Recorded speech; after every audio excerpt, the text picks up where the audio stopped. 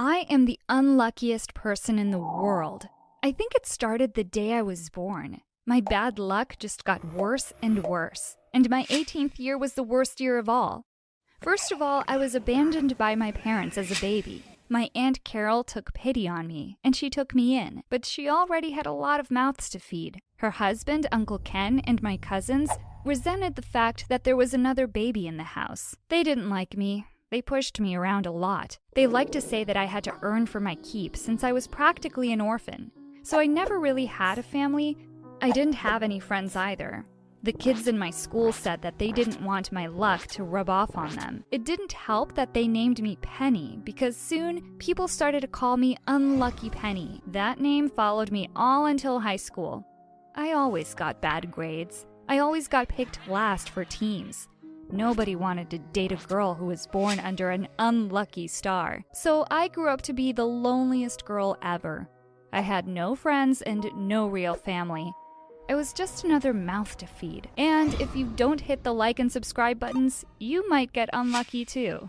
Keep on watching and don't forget to leave a comment after. I heard a saying before that luck comes in threes. In my case, my worst bad luck cases happened 3 times as well. The first one was on my 13th birthday.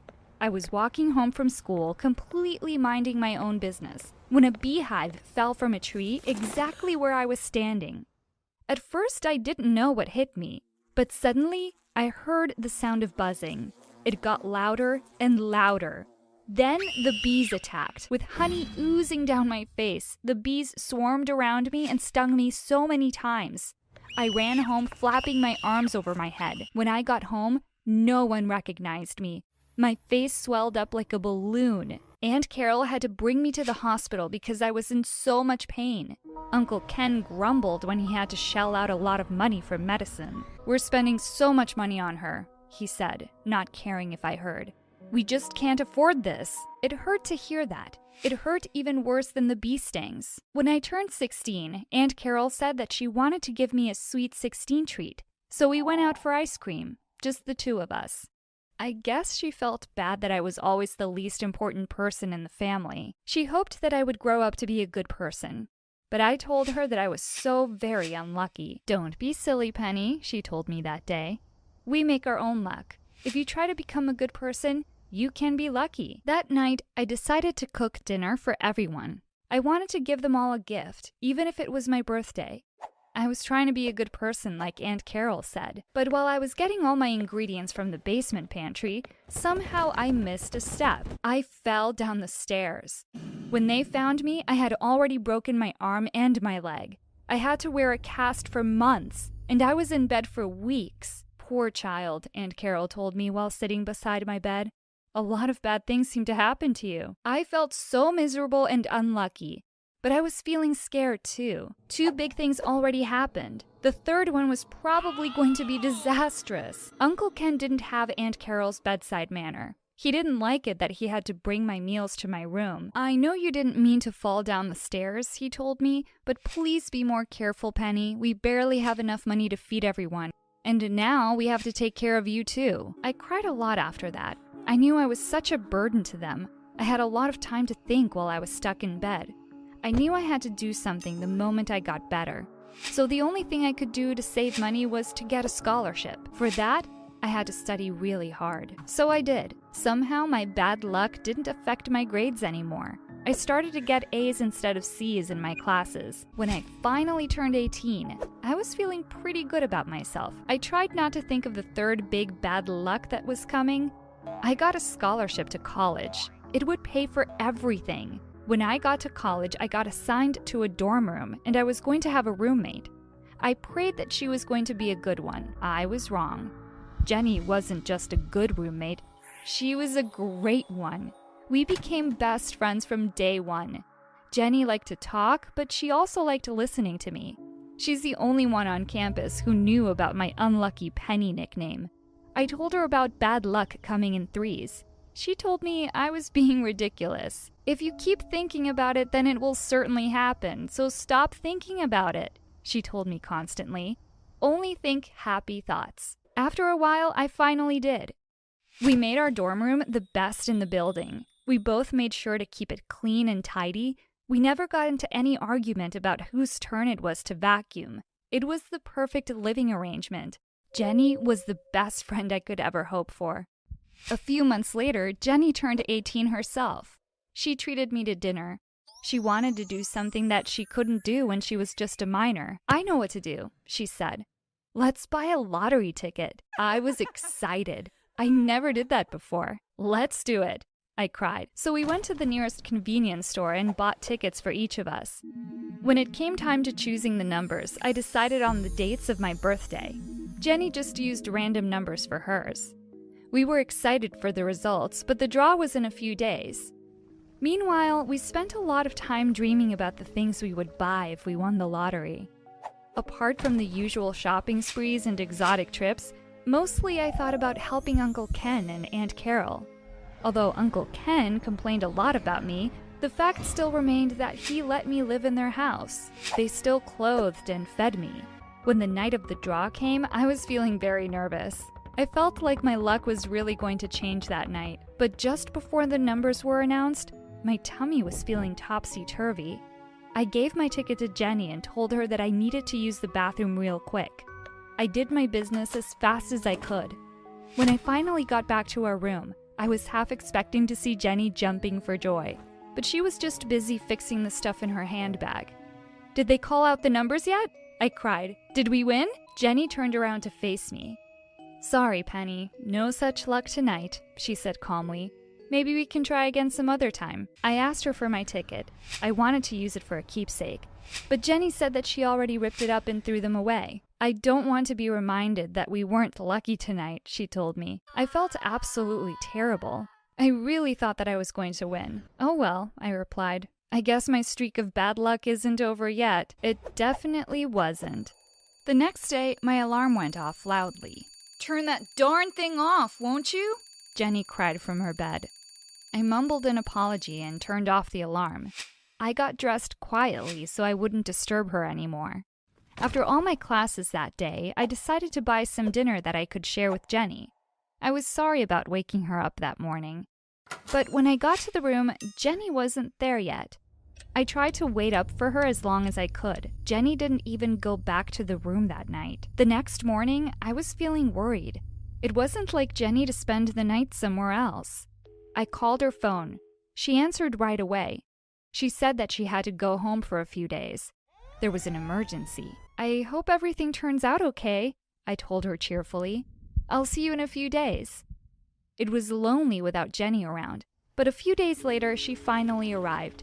She unpacked her bag and took out a lot of new clothes. "Wow," I said. "You didn't tell me that you went shopping." She shrugged her shoulders. She said that those were gifts from her parents. The Jenny that came back wasn't the same Jenny that left. Suddenly, everything I did started to annoy her. She said that she was tired of cleaning up after me. I was confused because I always did my share of the chores. I tried to please her more. I thanked her for every little thing, but she always seemed a bit angry over something. I was very surprised when I came back to the room one day. All of Jenny's stuff was packed in boxes. She told me that she was moving to another dorm. "Why?" I asked with a whine. "What happened?" Jenny didn't answer me. She just said that she needed a change. So she left. The school arranged a transfer, and I got another roommate called Mandy who kept mostly to herself. I missed Jenny a lot. She was my first real friend, and now she didn't even want to talk to me anymore. I tried to call her, but she never picked up. The next time I saw Jenny, she almost ran me over in her new car. I was crossing the street when a red convertible nearly sideswiped me. I thought she would stop the car and check if I was okay, but when she saw that it was me, she just kept on going. What was happening to Jenny? She was turning into a mean girl all of a sudden. "Are you all right?" said a voice nearby. I turned. It was my roommate, Mandy. I stood up and shook the dust off my clothes. "Was that Jenny driving?" Mandy asked. I nodded. Mandy sniffed and made a face. "She's awful. My old roommate went to the same high school as her. She told me that Jenny is a snob, Besides, she practically forced me to leave my room so she could switch places with me. I felt terrible about my falling out with Jenny, but I didn't like hearing Mandy talk badly about her either. "She's not that bad. Maybe she's just having a bad day," I replied. But Mandy said that Jenny was truly awful. She heard that Jenny came from a family of gold diggers and opportunistic people. Her family's got a reputation of being thieves and criminals. Of course, none of them were ever caught, but everybody knew what kind of people they were, Mandy added. I felt insulted. How dare she say those things about my friend? The gossip was that Jenny was always finding ways to make money, even back then. Money is the most important thing in their lives. I thought about everything that Mandy said on the way home. Did Jenny resent that I wasn't able to split some of the furniture with her? Did she actually want a richer friend? It sounded ridiculous. I tried to rack my brains to find the reason why I didn't seem to be Jenny's friend anymore. I thought back to the day when everything changed. It was the day after the lottery draw. Suddenly, I felt a tingle. I took out my phone and searched for the winning numbers on that day. I couldn't believe what I was seeing. The numbers were the same numbers as my birthday. My ticket actually won the lottery, but I gave that ticket to Jenny. She saw that my ticket won, so she stole it so she could keep the money for herself. How was I going to get my winnings? How could I prove it? I found the lottery office online and went there myself. I asked them what would happen if a ticket was stolen. Could anyone cash it in? Basically, they told me that they gave the money to whoever had the ticket. No strings attached. But if I could prove that the ticket was really mine, I could charge the thief for robbery, and I would get the money. But before I could accuse Jenny of these things, I had to find out if she really won the lottery in the first place. The lottery office couldn't disclose the name of the winner without their consent. I had to make a plan. I needed someone to do this with me. There was no better person to ask than Mandy. Mandy agreed to it at once. She really hated Jenny that much. She said that she would pretend to be a reporter, so she went undercover. She pretended that it was for a rags to riches story that was going to be aired on TV. Surprisingly enough, Jenny admitted that she won. "How did you pick the lucky numbers?" Mandy asked. "Those were just random ones, you know," Jenny replied. "Those numbers didn't mean anything to me." When I heard that, my blood boiled over. Those were my winning numbers. I used the dates on my birthday. Jenny was truly the worst kind of friend anyone could ever have. I knew I was going to get my third bad luck, and Jenny was it. I had to get that money from her because it was really mine. But how was I going to prove that I bought it myself? "The convenience store!" Mandy screamed. "There must be a CCTV camera there. They must have videos of you buying that ticket. You can show your birth certificate as proof that you really picked those numbers." Mandy's idea was brilliant. We ran to the convenience store that same day to ask for the CCTV footage. We got lucky. Mandy charmed and wheedled and even threatened the manager to give us a copy of the video. Somehow, we managed to get it. We went to the police station the next day. We explained everything that happened. They believed us right away. When we took all the information to the lottery office, they believed me too. Then everything escalated pretty quickly. Jenny got charged for theft. All the remaining money was transferred to me. I even got the red convertible. I was so very happy and very thankful to Mandy. She was turning out into a much better friend than Jenny ever was. "I promise that I will never do anything mean or illegal to you," she said with a laugh. "You're a good person, Penny. You were just a little bit unlucky." That was an understatement, but my luck was turning now. I went back home when everything was in order. At first, Uncle Ken didn't seem too happy to see me. "Did you get into any trouble again?" he asked, feeling the worst. I smiled at him. I told him that I wasn't unlucky anymore. "I want to thank you for putting a roof over my head," I said. Uncle Ken was shocked. I told them that I had won the lottery. Then I gave him the keys to the convertible. Aunt Carol started crying and screaming with joy. "I can't believe it. I guess we'll have to change your nickname then." The best feeling in the world came over me when Uncle Ken gave me a hug. He cried too when I told him that I would help with the expenses from now on. I guess that was it. My streak of bad luck was done. Only good things were going to happen to me now. Hi, my name is Alana, and this is the story of how I betrayed my best friend, and why I don't regret what I did. Saskia and I had been best friends since before we were even born. Our mothers became friends at a pregnancy group, and we attended the same playgroup, preschool, and the same school. Although we were quite different people, I like sports and Saskia is way more into fashion and art. We could talk for hours, and we told each other everything. I never thought something as trivial as our prom could end that. We'd always kind of made fun of the prom. Saskia thought it was stupid getting so hyped up about one night of the year and desperately trying to ask someone to be your date, and I agreed. We always said that we would go together and just enjoy the night as friends. But that was before Saskia met Will. Will was from another school and had only recently transferred to ours. He was intelligent, tall, and blonde, and had the cutest accent. All of the popular girls wanted to be his girlfriend, and in the space of 6 months, he managed to go out with 4 different girls. If anyone ever asked him why he had broken up with a particular girl, he would just say that they had been too superficial or self-absorbed for him, and that he was looking for a girl who was clever and funny. Only I saw straight through his facade, and that was because my cousin Jessica had been his girlfriend at his previous school, and had warned me. She had said that on the outside, Will was the perfect guy, smart and sensitive, but in reality, he was only after clever girls so they could do his homework, and he was not a nice person at all. Jessica told me that Will would tell her that she was useless or ugly and would threaten to tell everyone what a horrible person, selfish person she was if she didn't let him cheat in exams or didn't steal her parents' money to give to him. He sounded borderline abusive. When Jessica had finally told someone what Will was doing to her, he humiliated her, telling everyone that she had copied his exam, which made her automatically fail all of hers. I was totally shocked at what she told me, and what a monster Will really was. I got tonsillitis towards the end of term, so had to have the week off. When I got back into school, I found that Saskia had been paired up with Will in science in my absence, and they had got on like a house on fire. Saskia seemed like a different person. All she could talk about was Will. Will is really kind and sensitive. He's not like all the other boys here who just see girls as objects. He treats me with respect. Will cares so much more about his studies than other guys I've met. It's so nice to have proper, deep conversations with him.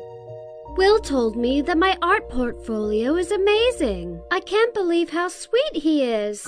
Usually, I would have been really happy for Saskia, as she deserved a perfect guy. But I knew that Will was far from perfect, however he appeared at the moment. I had to save my friend before it went too far.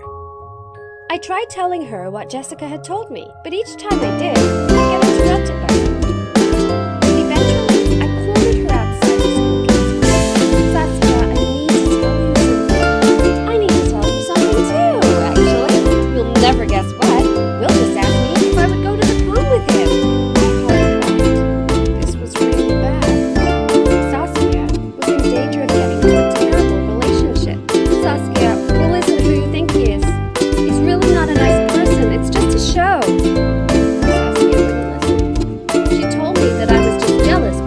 That we would go to the prom together, but that I should be happy for her that she actually found a perfect guy who likes her better. She went on. Saskia continued to ignore my attempts to change her mind about her. I didn't know what to do. It was so tempting to just let it go, so she could be my friend again. I was worried what Will would do to her. We had our college exams coming up, and Will made Saskia fail hers.